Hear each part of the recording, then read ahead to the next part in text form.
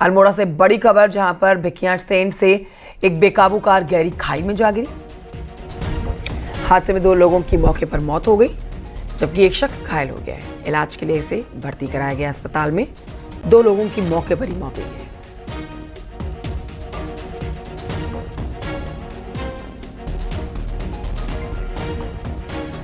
तो अल्मोड़ा से एक खबर है, जहां पर खाई में कार गिर गई है, गहरी खाई है भिकियासैंण में। और जो जानकारी मिल रही है, हादसे में 2 लोगों की मौके पर मौत हुई है। कड़ाकोट के पास ये हादसा हुआ है। भिकियासैंण में खाई में कार गिर गई, 2 लोगों की मौत, एक शख्स घायल, अस्पताल में भर्ती कराया गया।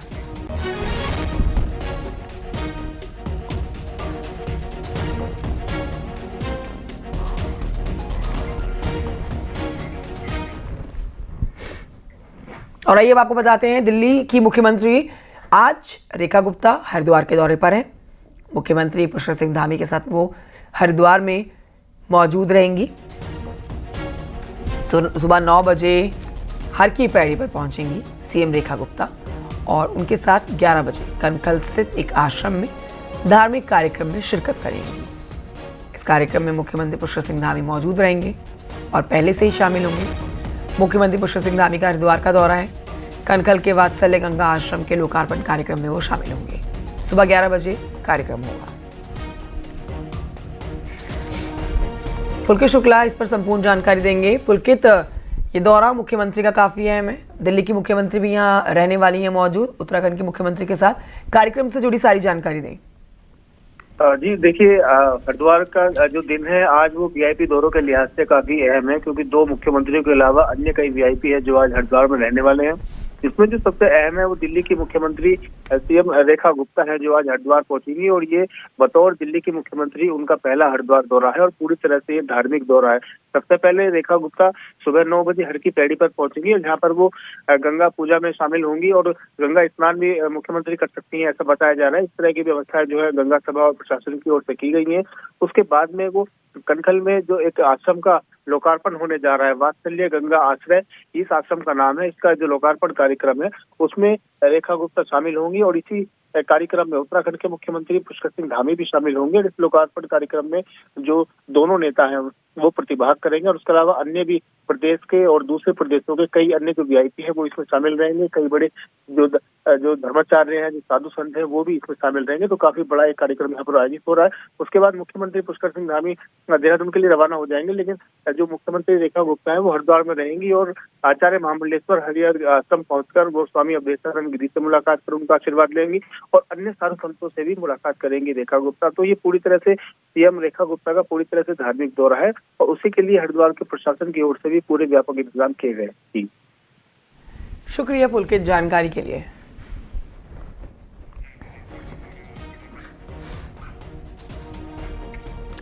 हल्द्वानी में आज होगी कांग्रेस की जय हिंद रैली। हल्द्वानी से बड़ी अपडेट आप तक पहुंचा रहे हैं, जहां के रामलीला मैदान में होगी जय हिंद रैली कांग्रेस की। रैली में कांग्रेस के बड़े नेता शामिल होंगे। ऑपरेशन सिंदूर के बाद वीर जवानों को याद किया जाएगा इस रैली के माध्यम से।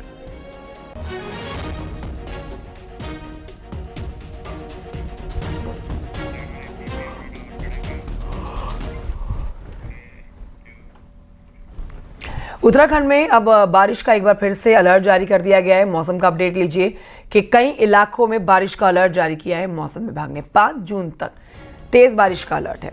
राज्य में 10 जून तक मानसून पहुंच सकता है। इन दिनों हो रही बारिश का मौसम विज्ञान केंद्र ने पहले से ही अनुमान जताया था। प्री मानसून इसे घोषित किया गया है। मौसम विज्ञान केंद्र ने प्रदेश में 5 जून तक तेज बारिश का पूर्वानुमान जताया है। ज्यादातर जिलों में बारिश के चलते दिक्कतें बढ़ सकती हैं। उत्तराखंड में 10 जून तक मानसून आने का पूर्वानुमान जताया गया है। गढ़वाल से लेकर कुमाऊं तक कई इलाकों में तेज बारिश लोगों के लिए परेशानी बन सकती है, इसलिए चारधाम यात्रा के लिए आ रहे लोगों को सतर्क रहने को कहा गया है।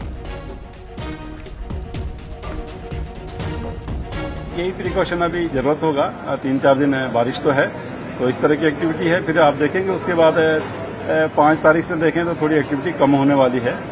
करीब 5-6 डेज के लिए, और 10-11 के बाद फिर वो बढ़ेगी। तो जी, इनको हम प्री मानसून नहीं, बिल्कुल ये pre monsoon shower type activities है, क्योंकि आप देख रहे हैं कि जो है मॉइस्चर लेवल अभी काफी बड़ा है।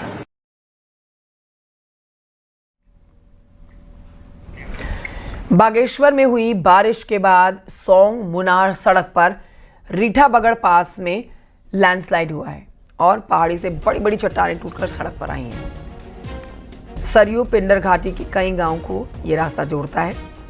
लोगों का आना जाना अब दुर्भर हो गया है। परेशानियां बढ़ गई हैं पहाड़ी के हिस्से नीचे आने से। बंद सड़कें यहां पर प्रशासन खोलने का काम कर रही है।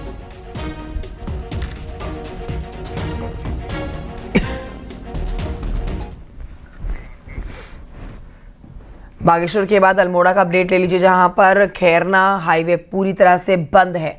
देर रात मलबा आने से हाईवे हुआ बंद। क्वारब के पास में हाईवे हो रहा बंद। हाईवे बंद होने से यात्री परेशान, कई किलोमीटर घूमकर आना पड़ रहा है।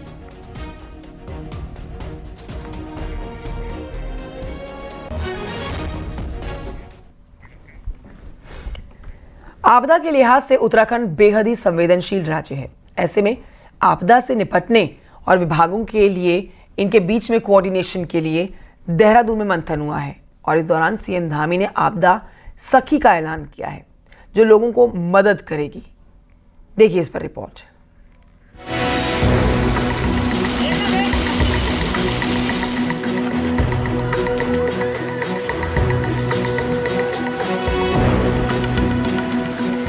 हर साल मानसून से पहले डिपार्टमेंट कोऑर्डिनेशन के साथ फील्ड पर उतरे, इसको लेकर एक्सरसाइज की जाती है। शनिवार को देहरादून में इसी को लेकर वर्कशॉप हुई, जिसमें मुख्यमंत्री पुष्कर सिंह धामी ने सभी डिपार्टमेंट को प्रोएक्टिव और रिएक्टिव होकर काम करने के निर्देश दिए। 10 से ज्यादा डिपार्टमेंट के अधिकारी, अलग अलग फील्ड के साइंटिस्ट भी यहाँ अपने अनुभव शेयर करते नजर आए। सीएम ने कहा कि महिला सशक्तिकरण विभाग की ओर से इस बार महिलाएं भी आपदा की हालत में निपटने में अब योगदान देंगी और इसीलिए आपदा सखी की नियुक्ति की जाएगी। सभी मिलकर मानसून से पहले जो तैयारियां हैं उसको अंतिम रूप दे रहे हैं, कहीं कोई कमी न रह जाए। और चूंकि आपदाओं को हम रोक नहीं सकते हैं, लेकिन उनके प्रभाव को कम कर सकते हैं, न्यून कर सकते हैं। देखिए, आपदा मित्र हमारे पहले से काम करते रहे हैं। आपदा सखी में हमारी महिलाओं का योगदान होगा, उनकी भी सहभागिता होगी, तो हमारा महिला सशक्तिकरण की दिशा में और समाज को जागरूक करने की दिशा में भी एक कदम होगा। पीड़ितों को तुरंत राहत राशि मिले, इस दिशा में भी काम करने के लिए आपदा प्राधिकरण इस बार बदलाव करने की बात कह रहा है। पिछले साल की 150 करोड़ की धनराशि अब तक जारी नहीं हो पाई है, जिसे 1 हफ्ते में जारी करने की बात कही जा रही है। वहीं एक टीम भी इसके लिए तैयार की जाएगी। जो राहत बचाव की बात कर रही हैं, उसके लिए निर्देश चले गए हैं जनपदों को कि हर एक जनपद में हर तहसील के लिए पृथक से टीम बनेगी। जब भी आपदा आएगी वो टीम अपने आप एक्टिवेट हो जाएगी। उस टीम में इंजीनियरिंग विभाग के लोग, लेखा के लोग, जिला प्रशासन के लोग, विकासखंड के लोग, ग्राम विकास के लोग, पीडब्ल्यूडी के, बिजली के, पानी के सब लोग रहेंगे। इस बार सामान्य से ज्यादा बारिश का अनुमान है। ऐसे में जरूरी है कि तैयारी भी उसी को देखते हुए की जाए। पुराने अनुभव और लोगों की मदद के लिए ये वर्कशॉप कितनी असरदार होगी, ये अगले कुछ हफ्तों में ही पता चल जाएगा। न्यूज़ 18 के लिए देहरादून से भारती सकलानी की रिपोर्ट।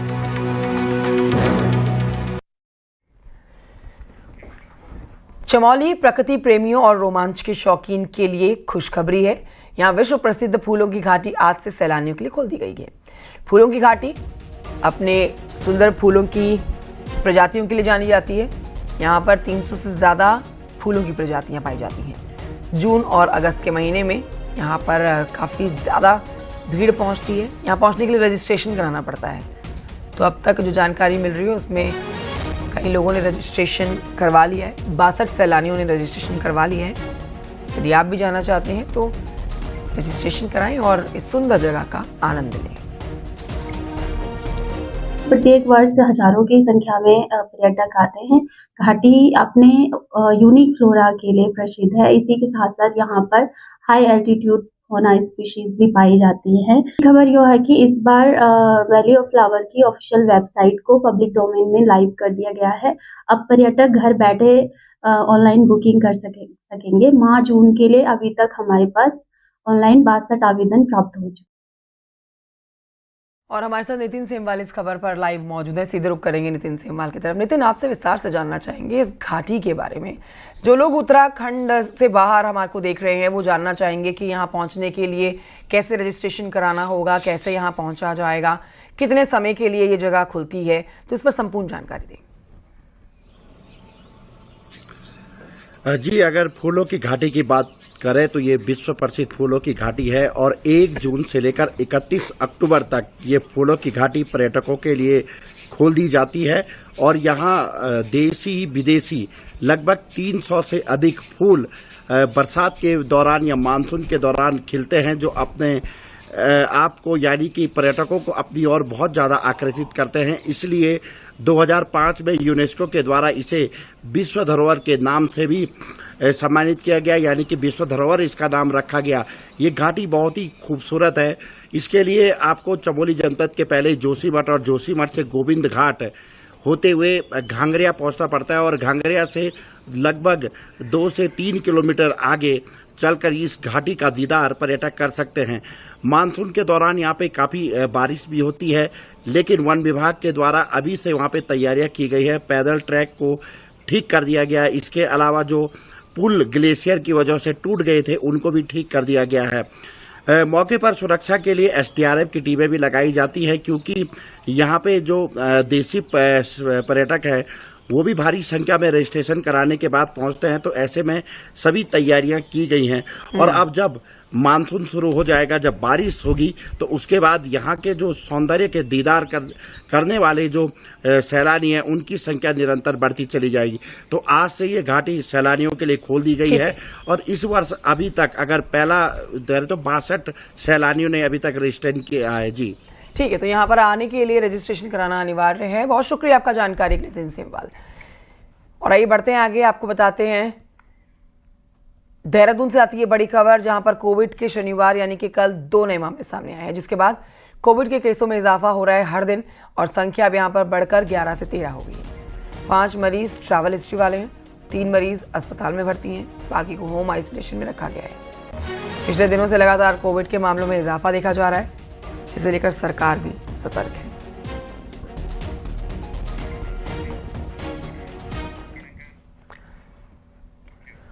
उत्तराखंड में कोविड के केसेस लगातार बढ़ रहे हैं और स्वास्थ्य विभाग भी अस्पतालों में मॉक ड्रिल अब करा रहा है।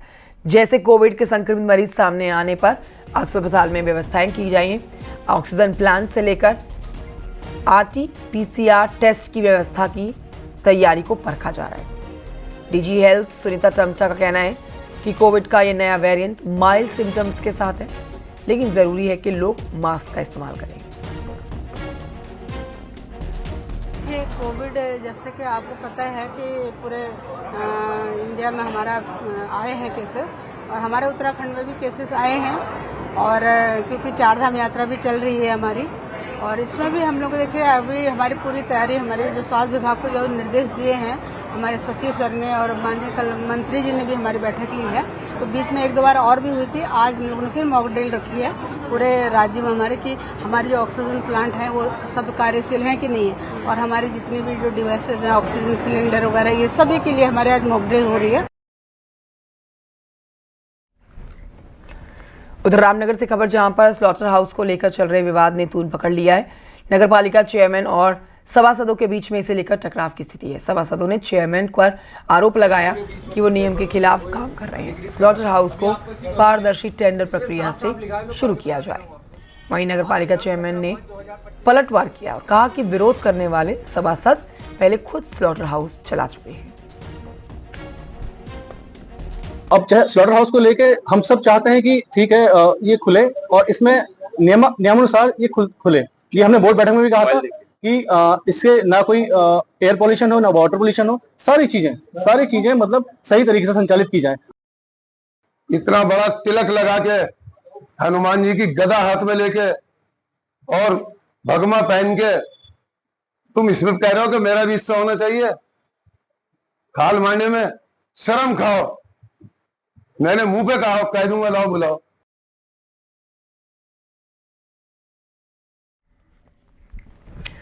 तो नैनीताल में अवैध कब्जों पर कार्रवाई की बड़ी तैयारी हो चुकी है। इसमें हर तरह का अवैध कब्जा रडार पर है। करीब 100 से ज्यादा लोगों को नोटिस दिया जा चुका है और अब जल्दी एक्शन होगा।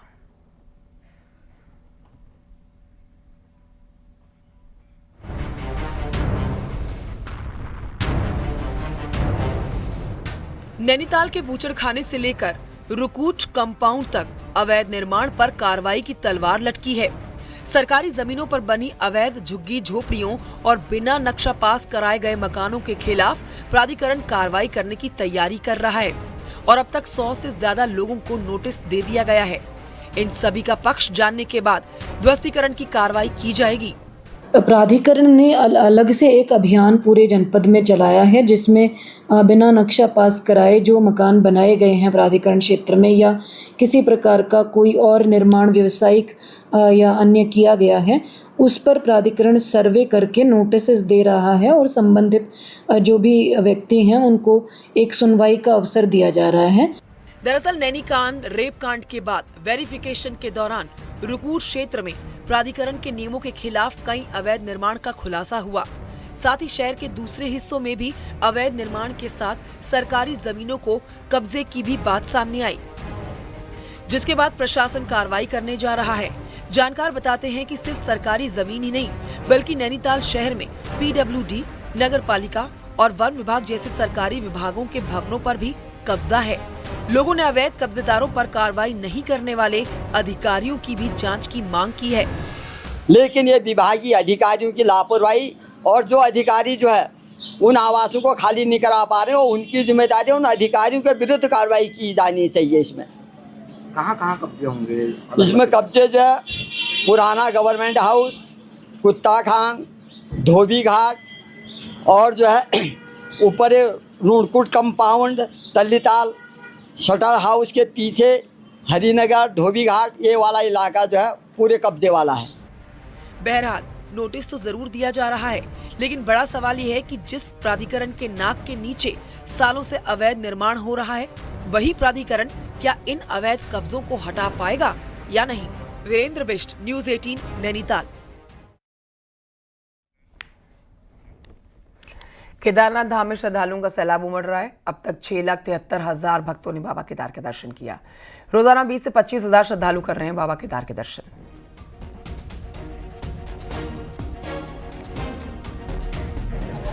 उधर केदारनाथ धाम के साथ बद्रीनाथ धाम में भी और गंगोत्री यमुनोत्री धाम में भी हर दिन प्रतिदिन हजारों की संख्या में यात्री पहुंच रहे हैं। सबका अपडेट आप तक पहुंचाएंगे। बहरहाल आपको बताते हैं कि केदारनाथ धाम में श्रद्धालुओं की जो भीड़ उमड़ी है उसकी तस्वीरें आप देख रहे हैं। बद्रीनाथ का अपडेट भी ले लीजिए, जहां पर बद्रीनाथ धाम में अभी तक 4,96,000 से ज्यादा श्रद्धालु दर्शन कर चुके हैं। यहाँ पे भी हर रोज 20 से अधिक यात्री पहुंच रहे हैं।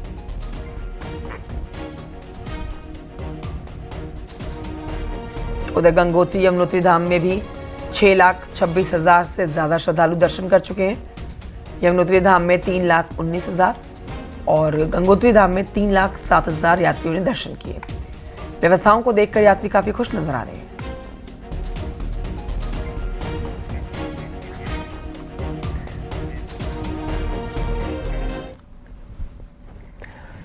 हेमकुंड साहिब की यात्रा भी चल रही है, जहां पर हर दिन 2,000 से ज्यादा यात्री पहुंच रहे हैं। 25 मई को हेमकुंड साहिब के कपाट खोले गए थे। अब यहां पर 15,000 से ज्यादा श्रद्धालु हेमकुंड साहिब पहुंच चुके हैं।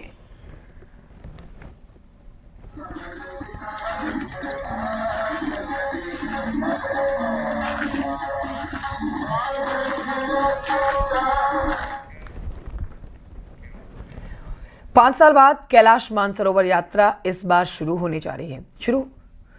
और यहां आपको बताएं कि यात्रा को लेकर तैयारियों को अंतिम रूप दिया जा रहा है। इस बार मानसरोवर यात्रा को आदि कैलाश से भी जोड़ा जा रहा है। यात्रा के इतिहास में यह पहला मौका होगा जब यात्री बड़े कैलाश के साथ ही छोटे कैलाश के भी दर्शन कर पाएंगे। रिपोर्ट देखिए।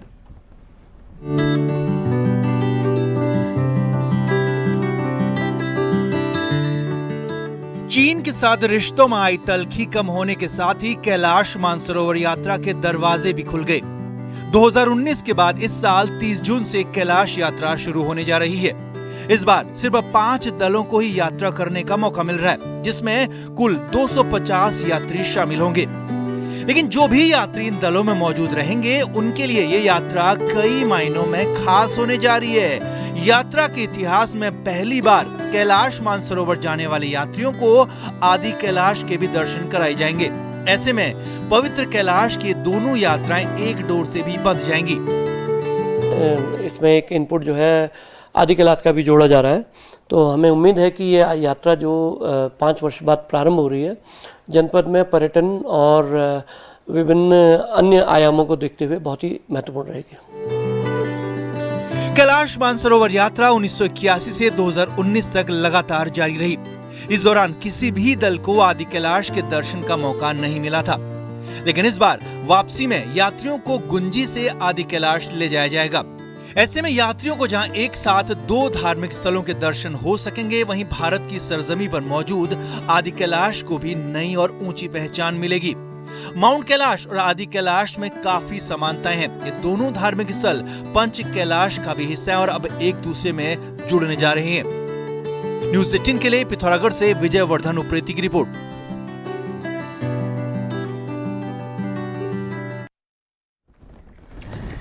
उत्तरकाशी में वायुसेना का 110 किलोमीटर के रिवर राफ्टिंग अभियान टॉन्स नदी में मौज से मीनस तक शुरू हुआ है और इस अभियान में 15 सदस्यों के दल नेतृत्व वायुसेना के विंग कमांडर विजय भट्ट के अंडर कर रहे हैं। इस अभियान का उद्देश्य युवाओं को भारतीय सेना में शामिल होने के लिए प्रेरित करना है।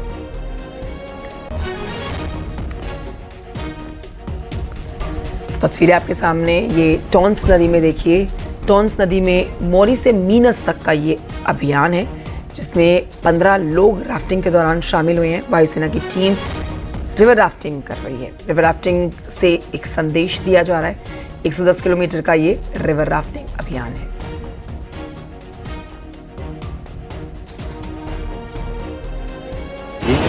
ये हम मोरी से लेके शुरू करेंगे और मीनस में ख़त्म करेंगे। ये अप्रॉक्सीमेटली 100 किलोमीटर की एक्सपेडिशन रहेगा, जो हम अगले 4 दिन के अंदर खत्म करेंगे। इस एक्सपेडिशन का मेन मुद्दा ये है कि हम सबको जागरूक करना चाहते हैं कि नेचर क्या है, नेचर के पास आएँ, और इसी के साथ साथ जो यूथ है हमारा, उनको प्रेरित करना चाहते हैं कि वो आर्म फोर्सेस और ख़ास करके इंडियन फोर्स में भी भर्ती करें।